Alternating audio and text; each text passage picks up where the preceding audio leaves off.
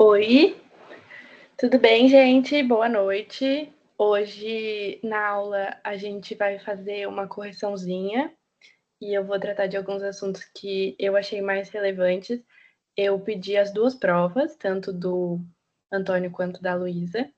Eu fiz 3 materiais, então tem esse que eu estou apresentando. Vai ter outro material da prova da Luísa e um da prova do Antônio Sávio. Não fiz as questões dissertativas, né? Então, se alguém tiver alguma dúvida com relação a isso, mais uma vez, me coloco à disposição. Se vocês tiverem alguma dúvida de conteúdo sobre o que vocês escreveram e o que vocês deveriam ter escrito, né, nas questões dissertativas, vocês podem me procurar, não tem problema. Mas eu também acho que foi tranquilo e que a gente tinha tratado todos os assuntos aqui, né? Então, hoje a aula vai ser essa. Os outros 2 materiais eu envio para vocês depois. Eu tomei um susto, porque eu não tinha certeza se vocês já tinham feito ou não as provas. Mas, pelo que me disseram, sim. Então, depois que terminar essa aula, eu vou deixar o material disponibilizado no grupo da monitoria. Se alguém não estiver lá e precisar, também pode me mandar mensagem, não tem problema. E é isso. Como eu fiz os materiais de correção das provas? Vocês vão perceber que eles estão grifados. Então, tem a resposta certa marcada. E em algumas questões eu grifei o porquê que as outras alternativas estavam erradas. E em algumas eu grifei porque que a certa era a mais certa. Então, no decorrer da leitura dos materiais, vocês vão perceber essa diferença entre cada questão. Também as questões que eu vou percorrer aqui durante a aula, elas estão com anotações mesmo, então, de definição, de conceito, enfim. E é isso, tá? Eu vou apresentar aqui mais uma vez a mim mesma, primeiramente. Eu sou a Maria Tereza, se você ainda não conhece. Eu sou monitora de Constitucional e TGP. Tem aqui o meu número, mas eu também estou no grupo da monitoria. Então, se você precisar falar comigo para algum material ou tirar alguma dúvida, esse é meu número, né? Então, é isso. Hoje, as principais matérias, né, os principais assuntos vão ser norma processual e jurisdição.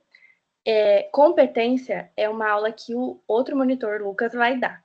Então, como eu tratei sobre competência no final da segunda aula e ele já vai dar essa aula, eu vou passar essa matéria. E aí, na próxima aula que eu der, eu já vou começar com ação, provavelmente. E aí, o conceito de ação também eu já dei, mas a matéria de competência quem vai dar é o monitor Lucas, tá? Eu alinhei isso com ele e ele vai ficar responsável por essa matéria.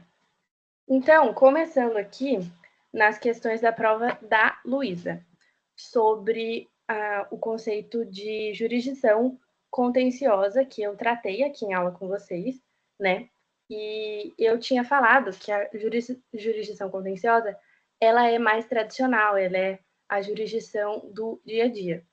Então, com isso, a gente pode entender que essa primeira assertiva, né, a jurisdição contenciosa, pode ser entendida como os atos de administração pública de interesses privados, tá errada.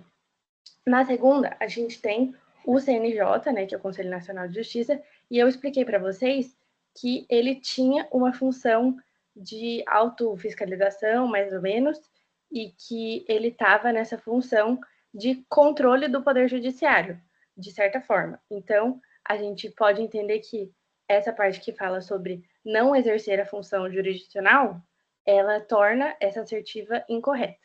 Então, a alternativa certa é a alternativa C.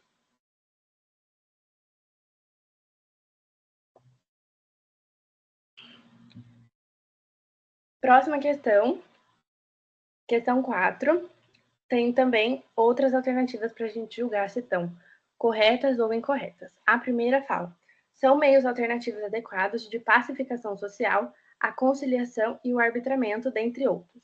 A gente sabe que está certa, não só a conciliação e o arbitramento, mas também a mediação. Eu vou trazer esses conceitos no próximo slide e vou falar um pouquinho sobre isso com vocês.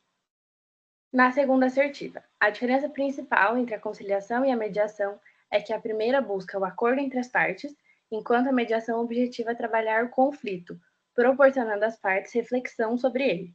Também está certa, né? Trata sobre a mediação que não foi abordada na primeira assertiva. Então, a resposta certa é a letra A. Aqui no próximo slide, a gente tem esses meios de resolução alternativos, né, que são a conciliação, a mediação e a arbitragem. O que são, primeiramente, né, esses meios de resolução alternativos? São 3 formas de um terceiro estranho ao processo, né, uma pessoa que não é parte, ele buscar a solução com alguma forma que não seja entrar no poder judiciário. Então, assim, qual é a função dessas resoluções alternativas? É não prosseguir com o processo. A gente sempre busca um acordo e a gente tem esses 3 métodos diferentes que cabem em situações diferentes, né? Mas eles têm. Por que são 3, né? Porque cada um tem as suas especificidades. A maior intenção em ter essas resoluções alternativas é o fato de que o judiciário demora, o judiciário é custoso, o judiciário nem sempre vai ter uma solução que beneficie todas as partes. Então, a gente tem esses métodos de resolução alternativos com esse fim de a gente pode entender, né, de atenção à celeridade processual e de economia mesmo, tanto de tempo quanto de dinheiro, né? Enfim. Primeiramente, a gente tem a conciliação, que é um terceiro neutro. Nos três métodos, a gente vai ter uma terceira pessoa, né, que vai ser o conciliador, o mediador e o árbitro. Mas essas pessoas exercem funções diferentes e têm poderes em níveis diferentes, né? A conciliação a gente pode entender como se fosse o primeiro degrau, né? Na conciliação a gente tem um terceiro neutro com a possibilidade de apresentar sugestões. Então ele pode sugerir, né, entendendo o caso e tendo alguma pontuação relevante, ele pode fazer isso, tendo uma participação mais efetiva. Então assim, ele pode sugerir por exemplo, é uma situação de guarda de uma criança. Ele pode sugerir que aquela criança tenha um acompanhamento psicológico. Ele pode sugerir que as primeiras visitas sejam assistidas. Ele tem esse poder de sugestão. Já o mediador, né, ele tem que ser um facilitador imparcial da resolução do conflito entre as partes e ele facilita a comunicação. Ele não vai sugerir, né? O terceiro ponto é as soluções são apresentadas pelas próprias partes. Então, o mediador, ele não vai sugerir, ele vai deixar com que aquelas partes se manifestem e vai tentar chegar num caminho melhor para todo mundo. Mas ele não vai ser a pessoa que vai propor isso, certo?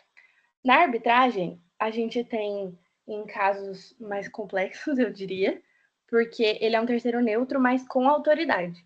Tanto o conciliador quanto o mediador, eles não têm esse poder do árbitro, que é de proferir uma sentença arbitral. Tá errado no slide, falta um R.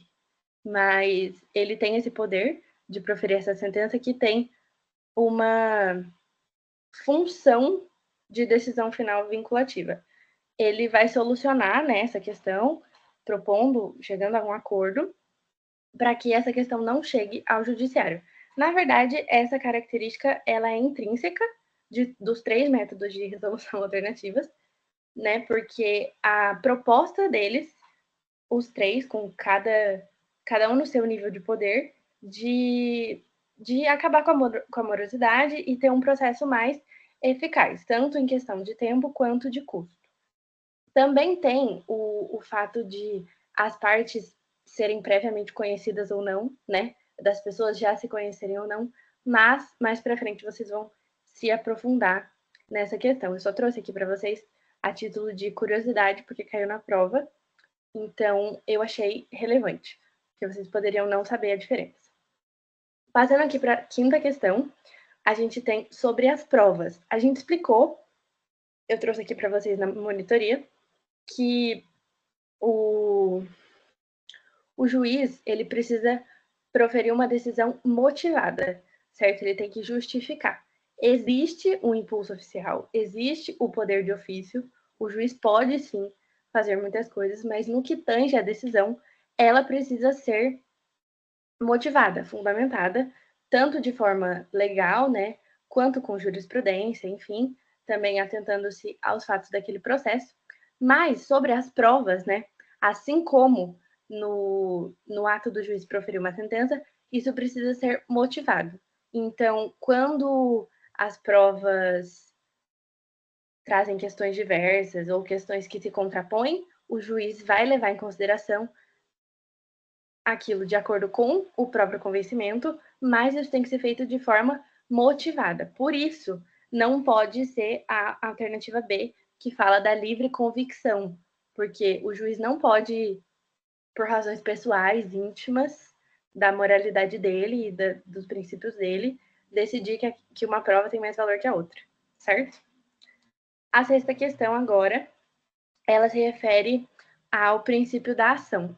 Eu expliquei para vocês sobre o impulso oficial e a questão de o processo continuar se movendo, mas eu também disse que a ação era um direito que as partes tinham e que todo mundo tem.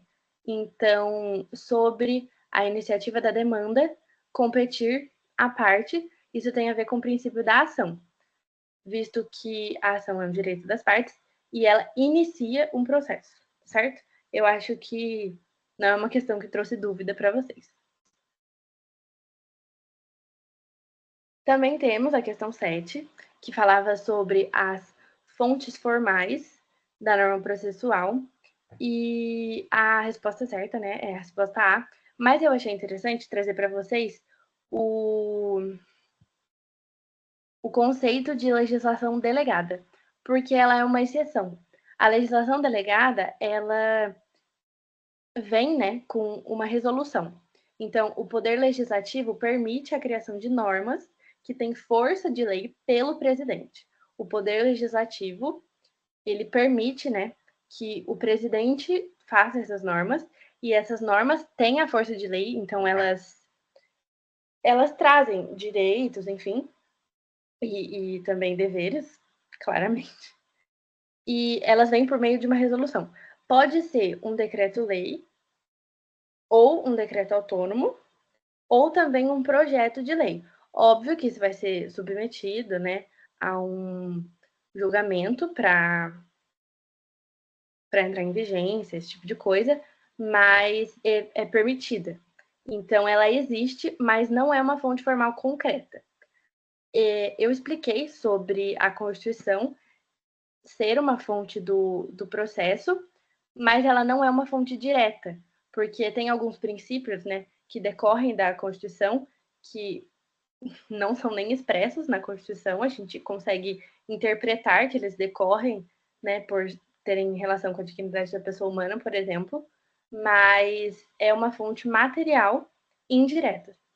Então, essa é a alternativa correta A. Na próxima questão, a questão 8, a gente traz novamente, né, os princípios e a resposta certa, que é um princípio inerente da jurisdição, a alternativa que fala sobre a jurisdição voluntária. Essa questão, ela traz os princípios inerentes da aderência, da inafastabilidade e do juiz natural, e a jurisdição voluntária é a resposta porque não é um princípio. A jurisdição voluntária, ela é uma coisa que existe, mas isso não é um princípio.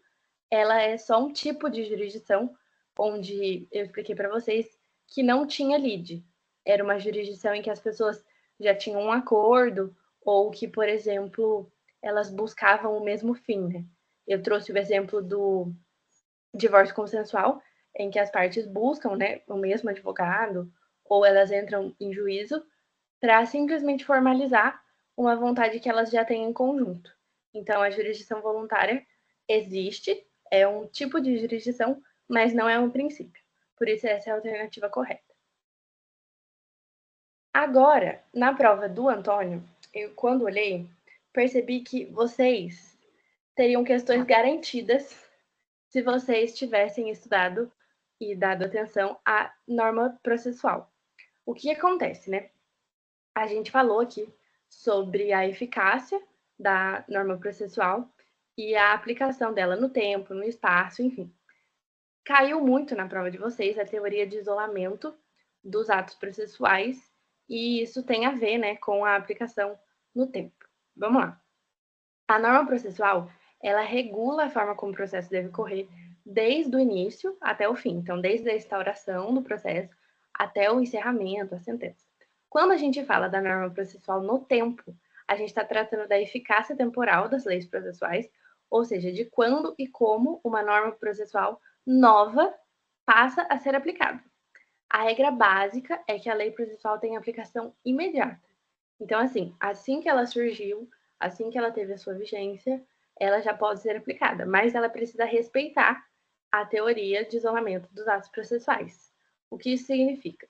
Que a nova norma atinge os atos processuais ainda não realizados, mas ela não afeta os atos que já foram praticados sob a vigência da norma anterior. Então, vou trazer um exemplo para vocês.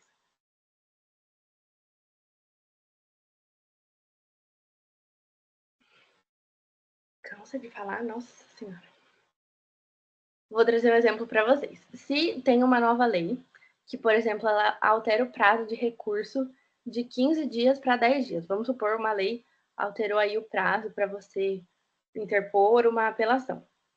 Essa mudança não vai afetar um recurso que o prazo já começou a correr sob a vigência da lei anterior.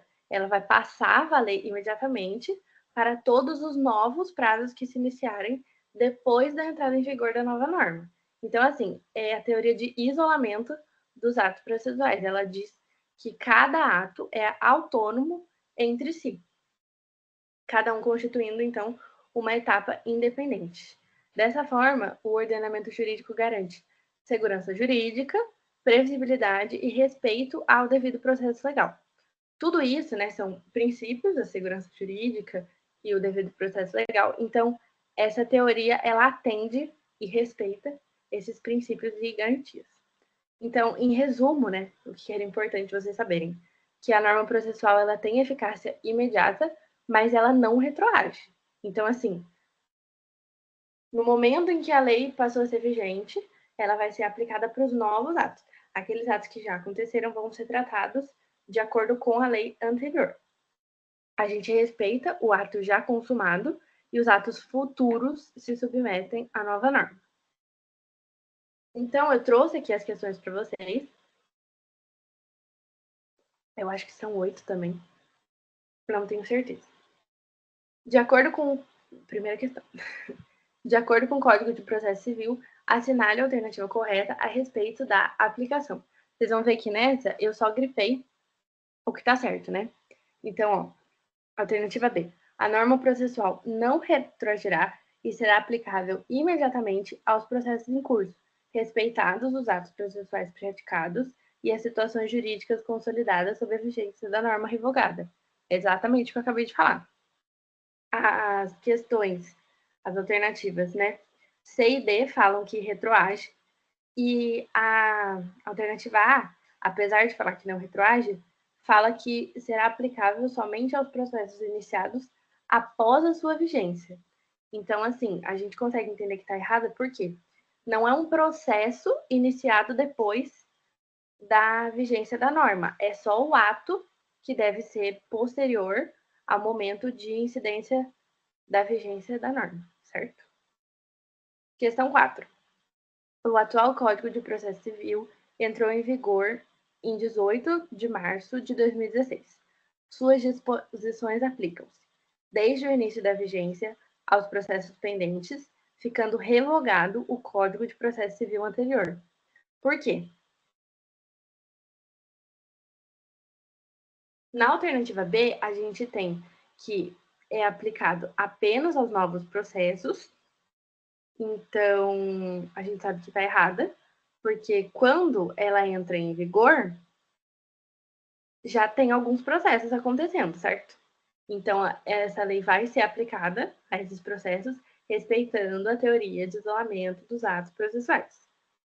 Na alternativa C, fala sobre a citação, mas quando a gente estuda a teoria e o conceito, da norma processual no tempo, isso não é mencionado em nenhum momento. Intimação, citação, essas formalidades, elas não interferem na aplicação imediata da nova lei a partir do momento que ela entra em vigor. Na alternativa D, a mesma coisa, fala sobre o despacho da citação.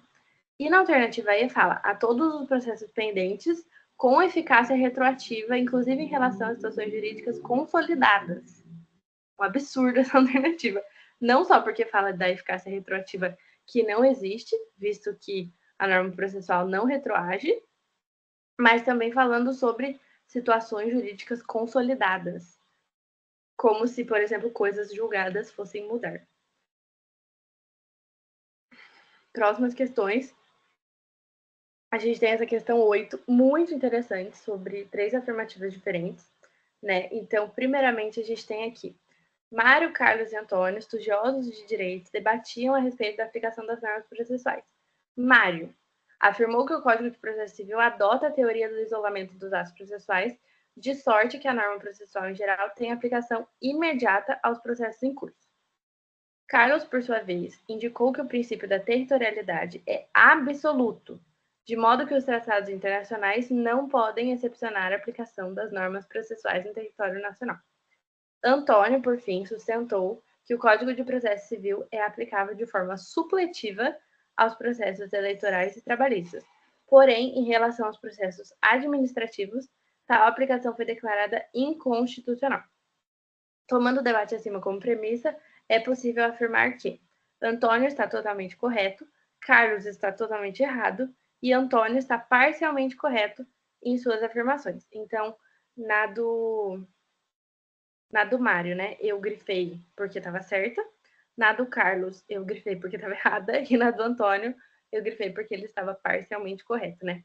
Essa coisa de aplicação do Código de Processo Civil de forma supletiva e depois em relação aos processos administrativos ser declarada inconstitucional, são questões muito específicas que nem foram trabalhadas, acredito eu, mas a gente sabe que o Código de Processo Civil traz normas que podem ser aplicadas, por exemplo, de forma inconstitucional não, infraconstitucional, né?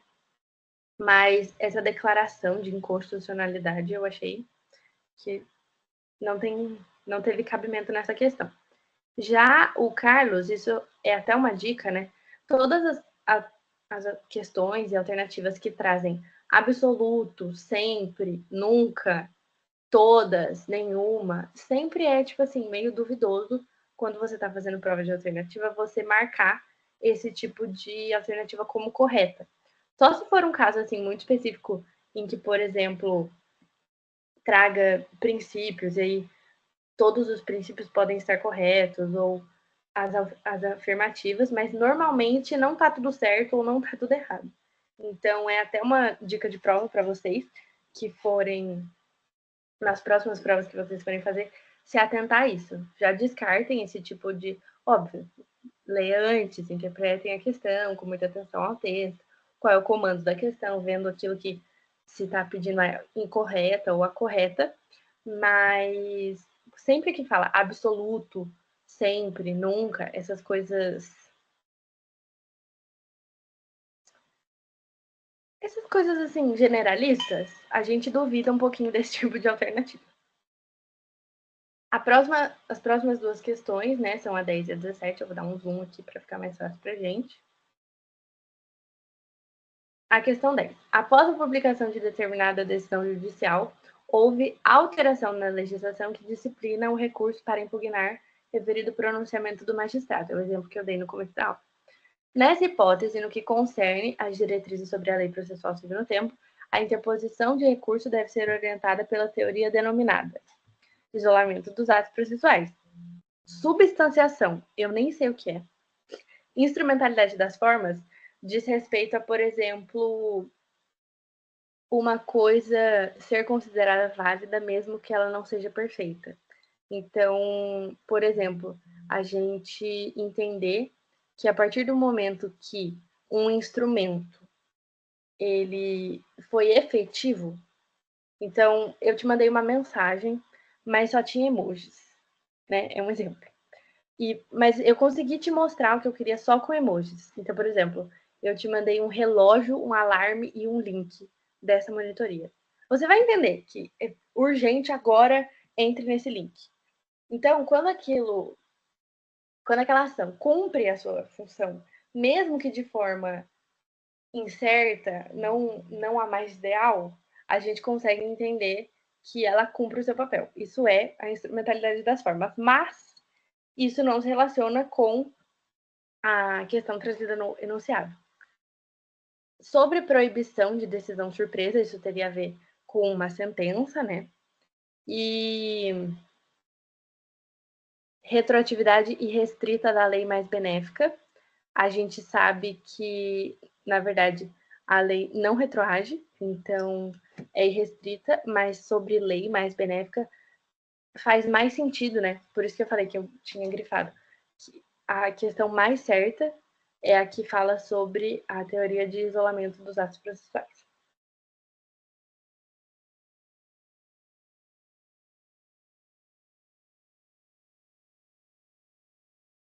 Eu estou apresentando pelo tablet e aí é muito mais fácil, porque eu consigo dar zoom, eu consigo desenhar para vocês.